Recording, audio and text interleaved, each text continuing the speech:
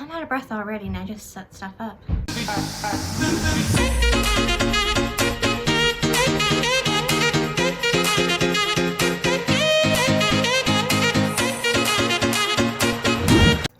Hi guys, and welcome back to my channel. For today's video, I'm doing an oldie. I have not done this in a while. I think the last time I did a favorites video was like back in March. I just wanted to start them back up again because I found some really good favorites this month. So for those of you who are new to my channel and don't really know what I put in my favorites, it's just like a hodgepodge of everything. I talk about my favorite TV shows I'm currently watching, my favorite YouTube channels, my favorite books I've read for the month, just, you know, a hodgepodge of things. But before we get into my favorites, we do have to talk about the book that's sitting in the book spotlight spot. The book in the spotlight today is none other than A Good Girl's Guide to Murder by Holly Jackson. I read this at the beginning of the year back in, I think, March, and I really enjoyed it. It wasn't a 5-star for me, but I think I just was getting spoiled by like all like the adult thrillers that when I read this, I compared it to like what an adult thriller would be like. And I had to take into account this is like a YA thriller. So, I mean, when you take in all that, it is a really good book though. She's trying to solve a murder that happened in her town about 5 years ago. She's working on it as her like senior project. And she doesn't believe that the guy that was accused of it actually did it. And he ended up committing suicide, or so they think. So she's just kind of like digging into the case to see, did it really happen that way? Did something else happen? I really enjoyed it. If you like true crime, things like that, I think you'd enjoy it. It is the first in a trilogy. The first 2 are out, and I'm pretty sure the last one comes out later this year. So if you're looking for like a true crime type of read, I would definitely give this one a try. Okay, so my first favorite of July, I binged the show. I was waiting for it to be all on Hulu, and when it finally was, I binged the whole 10 episodes. I think it's 9 or 10 episodes. But it's Cruel Summer. This is a freeform original, and it follows the lives of 2 girls over the span of 3 summers.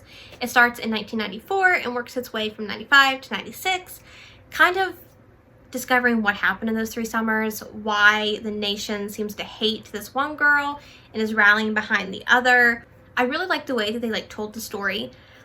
Each episode comes on and it tells you like the events that are going to be unfolding in this episode are on the dates August 12th. It'll be 94, 95, 96. So every episode is like a specific day. And to kind of like break between which year it is, they have like different filters on the cameras. 94 is the really warm filter. 96 is the really cool filter. And then 95 is like the neutral filter where there is none. I really enjoyed it. That way you can kind of like see which year you're in without having to like put the date up. But I really enjoyed it. I loved little callbacks to everything because I grew up in the 90s because I was born in 89, so I could relate to stuff that was happening. You know, I was seeing like pop culture references, and I just enjoyed it. I liked the plot twist. I thought it was good. It's renewed for a season 2. I don't know how they could do it with those characters unless they're going to do more of like an anthology series, in which case I would prefer that. But it was still good. So if you like those kind of like teen drama mystery shows, I would say that this one would be for you. My second TV show of the month, we're going on a completely 180 turn here, is none other than Sex Life on Netflix. It is a Netflix original, and it is about a woman who is just kind of questioning her life. She's married and she has 2 children, and she's living in like a suburban, you know, area, and she just kind of in the mundane schedule of like every day doing the same thing every day. And she starts thinking back to like how she used to live her life before she got married, how she was this wild woman and she would just go off and hook up with these people, and then she would always end up thinking back to like the one that got away, I guess you could say. But she ends up starting to like type in a journal on her computer like her thoughts about this guy, and her husband finds out, and it just goes from there. But it's like, if you read a lot of like smutty books, I think you would like this show because it's like reading a smutty book, if you catch my drift. There is nudity, so be forewarned of that. And there is a trigger warning for miscarriage that does occur in the show as well, so just kind of be aware of that going in. But I enjoyed it. I heard it was renewed for a season 2, so I'm excited. I think I binged this in like a day and a half. I started like 8 o'clock one night and I finished it the next day because that show. The next favorite is the book of the month. What was my favorite book that I read? I had to think about this because it was like, the book I'm currently reading is probably going to be my favorite. However, I'm not finished it, so I can't count it as my favorite yet. So I'm going to choose this one instead. Birthday Girl by Penelope Douglas. This was my first Penelope Douglas book. It did not disappoint. I loved this book. If you were looking for a slow burn age gap, look no further. It is amazing. I absolutely loved this book and I cannot wait to read more Penelope Douglas. I'm not going to say much because I'm going to like go deep dive into it during my recent reads video.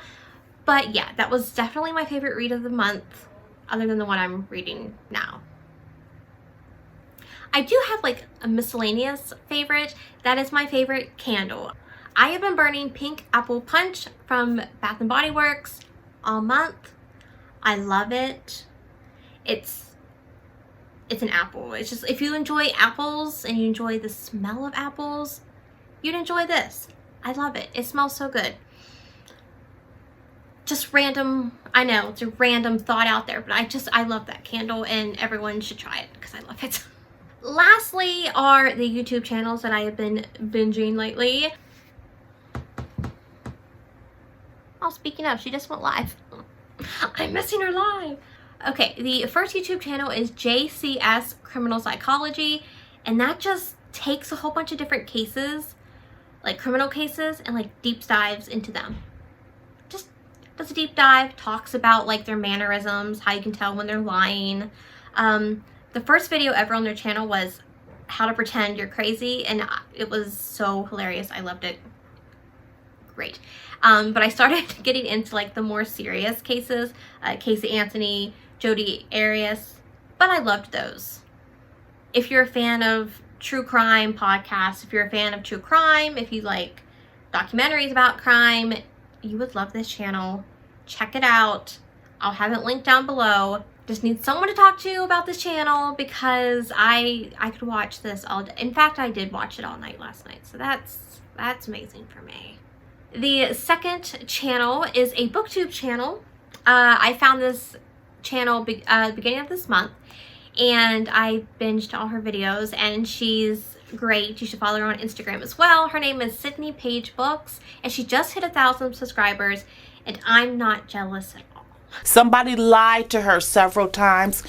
I'm not salty. No, really, she's a lovely girl, so like really she deserves it. Her videos are so like aesthetically pleasing and just so calming, and she's just so nice, and I'm too loud. I think that's my problem. I'm just too loud. But definitely check her channel out down below. She does reading vlogs, recommendations. She's currently doing a 12-hour readathon, and I'm missing the live because I'm doing this video because I completely forgot. But definitely check her channel out too down below. Oh, I forgot. There is one more, but I don't want to talk about it because I told myself I would never download this app.